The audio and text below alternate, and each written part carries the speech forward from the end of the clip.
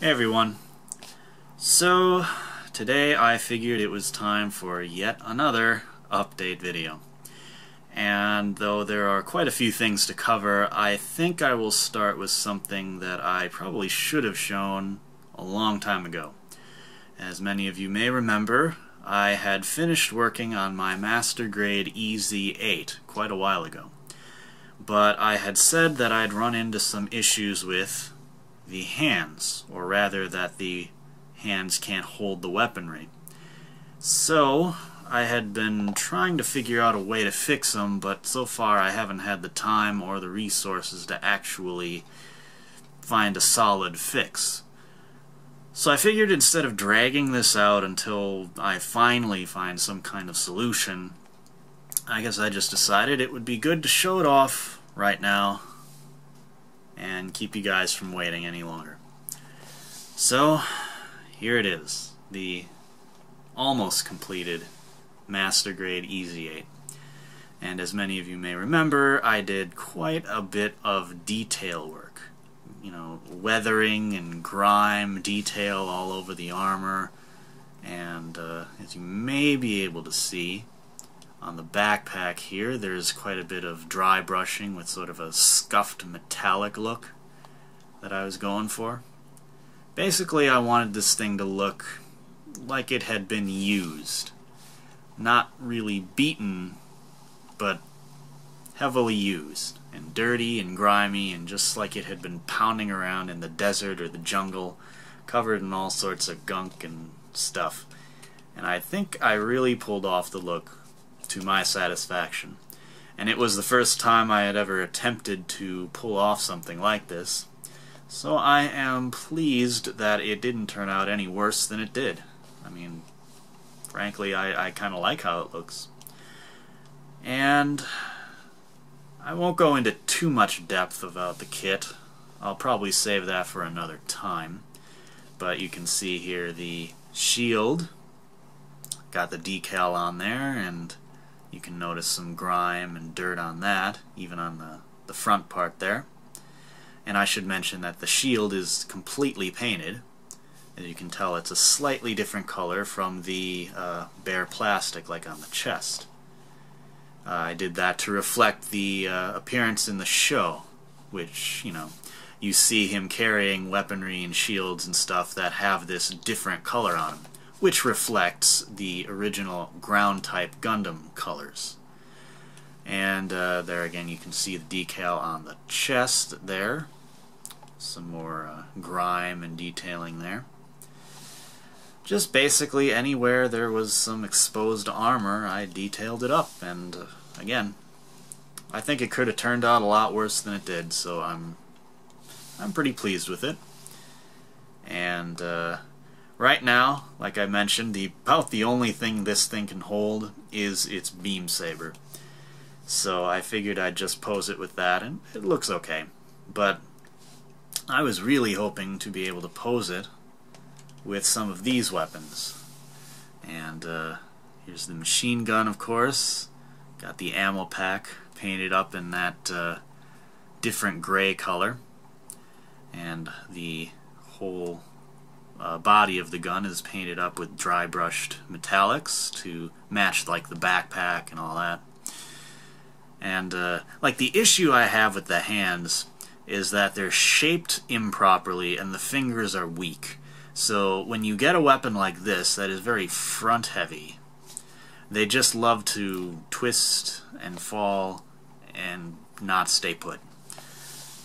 So again, I'm going to have to try to come up with some way of securing them to the hands. And here's the beam rifle. Again, here's the gray color I painted on here. Focus. And I also grimed that up a bit, did some dry brush metallics on the darker parts, added a neon color down in the sight here. It's a little dark, but anyway, it turned out pretty nice. I like it.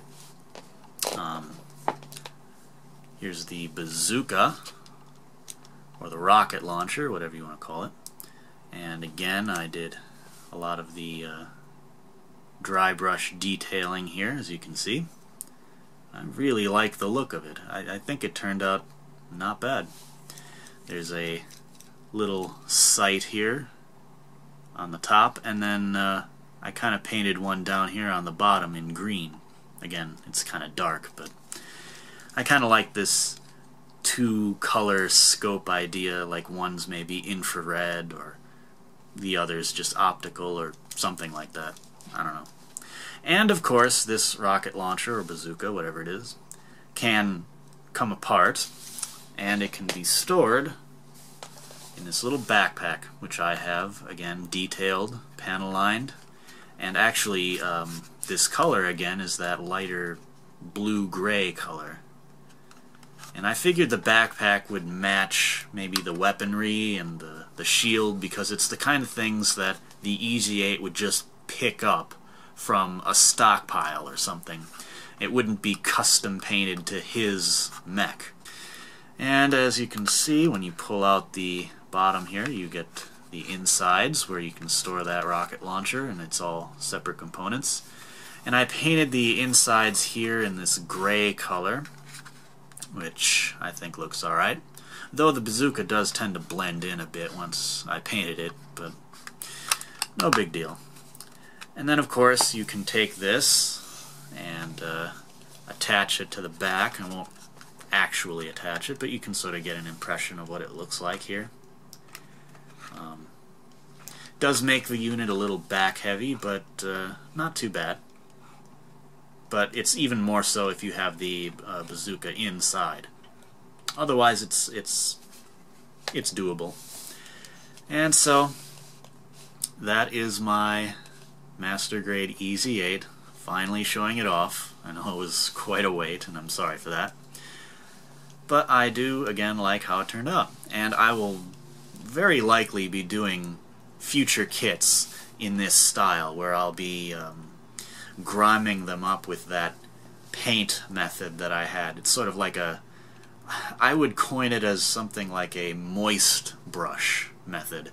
Instead of dry brushing, it's with just the lightest bit of thinner or water, whatever paint you're using, so that it smudges and grimes on there like real, mud or dirt or something.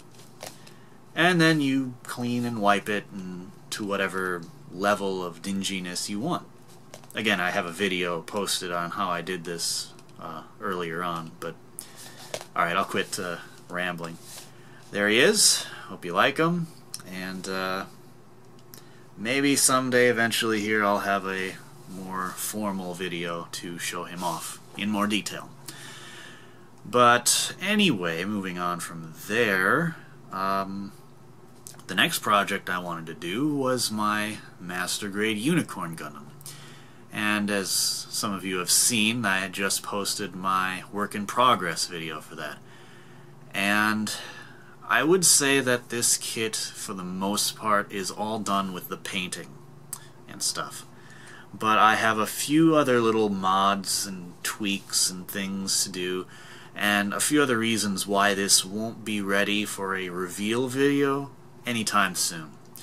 And I'd say the major part of that, for now at least, is to do with the chrome. As you know, I used the All-Clad 2, and it worked really well. And the parts look fantastic. I'm really pleased with how they turned out.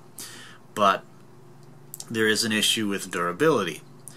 And it isn't so much with scratching the paint as it is about just handling it. I was assembling a couple pieces for like the back of the hands, and those are painted in that chrome mixture I made. And so when I was assembling it all together, I had to use a little bit of a pressure to get the pieces to snap together. So when I did, I noticed that I had kind of smudged the paint, or I'd gotten like a fingerprint in it or on it or something. Well, I was able to sort of buff it out and make it shiny again. But when I did, I noticed that some of the black started showing through from underneath, which means that if I'm not careful with this, I can end up just wiping all the chrome off this thing. It's not easy to do, but in little areas you'll definitely see it if you look close enough. And I really would rather that not happen. And I would really rather not have it get scratched either. So what I've been toying around with recently are some gloss top coats on sample pieces that I've sprayed. And I've tried things like the Pledge Future Floor Polish and a gloss coat enamel from Testers and a gloss coat lacquer from Testers. And I've airbrushed all these on different sections of chrome, and they definitely hinder the pure shine look that the chrome comes in on its own. The lacquer top coat definitely protects the best, and it doesn't look terrible. But I looked into this a little bit, and other people have said, you know, they want to protect their chrome paint as well. What I've found is that many of them recommend a kind of paint from Alclad called Aqua Gloss Clear. And I went looking for this paint at my local hobby shop. I also went looking for their dull coat as well, because I've heard rave reviews for that as well. And this gloss coat that I've been hearing about seems to be able to coat chrome without diminishing the shine very much at all. And other tests of it have shown that even though it starts off kind of opaque, it clears, or it dries to an absolutely clear finish. So people swear by this, that it's better than Pledge and better than anything else they've ever used. So again, I go looking for this at my local hobby shop, and they don't have it, though they do sell other Alclad paints. So I placed an order with those guys for both the Aqua Clear Gloss and the flat finish. But it'll take about a week, maybe two, maybe longer, for this paint to get in. I'll get a call whenever they have it in, and then I can go pick it up, and then of course I can proceed with testing it out, making sure it's the best, and then once I've decided on what I can do, then I'll be able to finally finish all my chrome pieces with a top coat and protect everything and make sure that nothing rubs off anymore, and that paint finish will last basically forever. So that means that this kit won't be finished for a little while yet. So I will thank you for your patience while I figure all this out, and I promise that when it's all said and done, I think this will be quite worth the wait. And so yeah, I'm really liking how everything looks so far. I've got, like I said, a few more things to trial and error with and to finish up. Specifically, like, say, the Psycho frame. I want to gloss top coat a little bit of that and make sure that that's well protected as well, so that you know, things don't rub off during a transformation.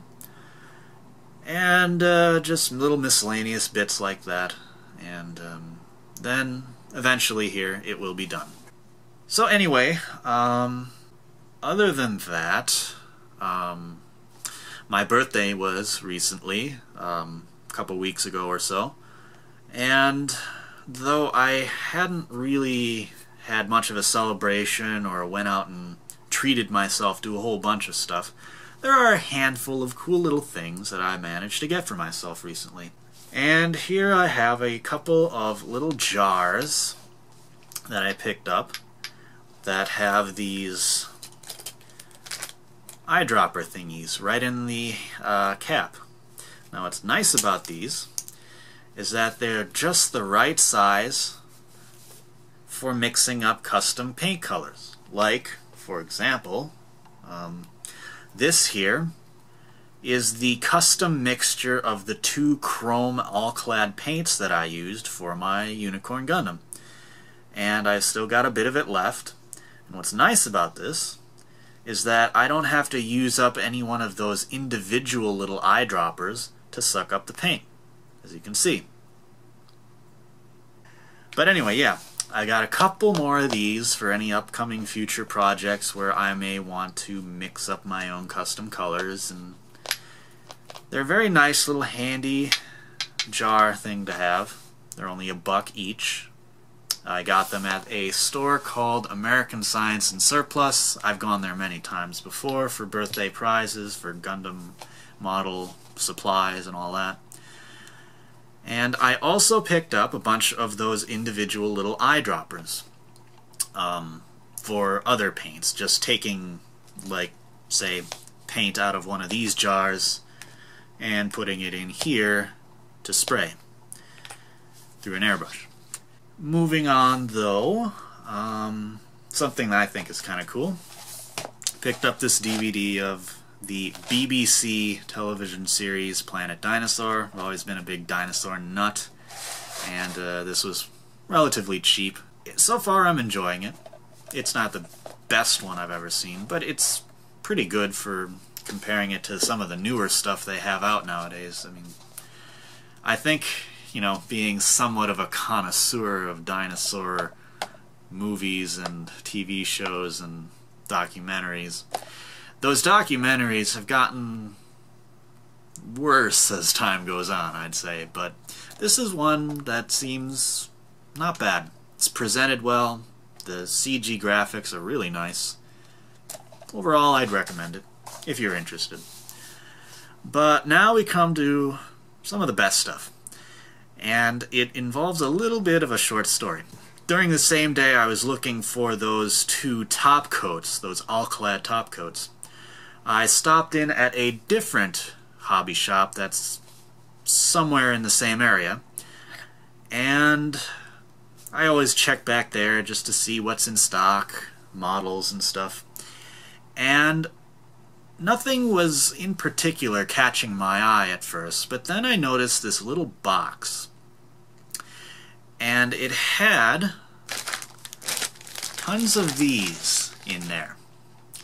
And if you can see what these are, they are those special beam saber and thruster effect part packs for custom Gundam model stuff.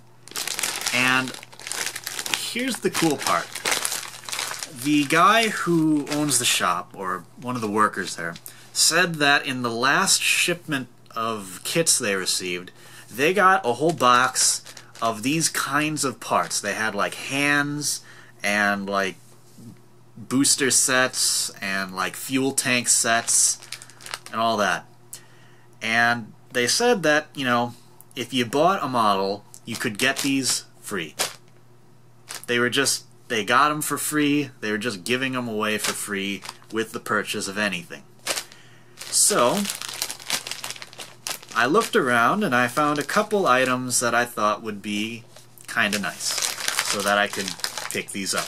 I've really been liking like the real grade GP01 kits, and I've been wanting the Master Grade New Gundam version Ka. They didn't have those, no. But they had the next best things. The SD kits.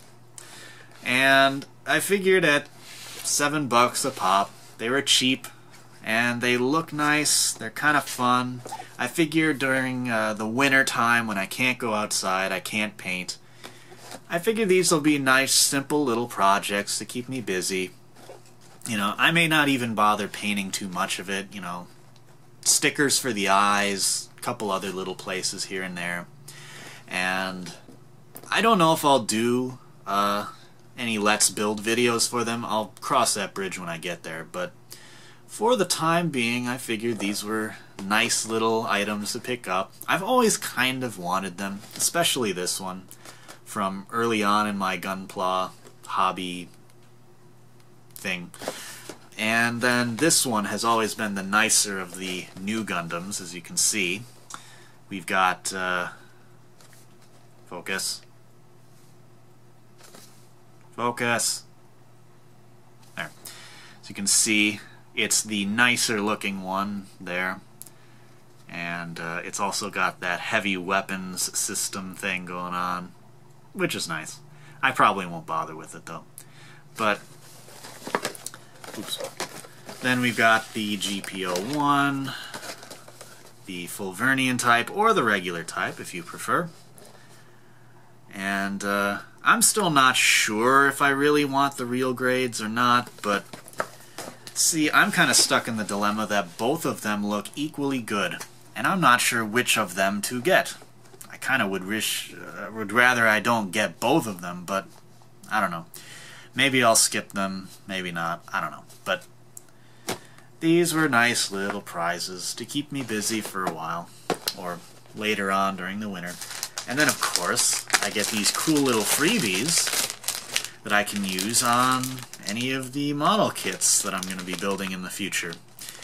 And I'm particularly interested in all these little sharp shooting thruster parts. I'm not crazy about the beam sabers with all the bubbly effects, but they're okay. It's these thruster effect parts that really look cool. Maybe I'll have some other use for them someday, but figure for now it's good to have them in case I ever do need them. And to get them for free was a very nice little bonus. So, anyway, I guess that's pretty much all for now. Again, I will not be able to work on my unicorn for a while yet until I get those top coats, but when I do, I'm sure it won't be too long before I'm able to finish that kit. In the meantime, I'm not sure if I really want to start another painting project with a kit or not. Summer's kinda going away for now, but it's still here enough that I could maybe get another project done. I'm not sure what, but I have to think about it. So, if I have another plan in mind, I will definitely let you guys know, show you what it is, maybe do a work in progress video for it, and, well, if I do have anything, I hope you'll look forward to seeing it. So, anyway, that is just about all for now then. Hope you enjoyed my Unicorn Gundam Work in Progress video. Hope you enjoyed this update video. Hope you enjoyed the Ez-8, finally. And until the next time, thank you for watching, and I'll catch you later.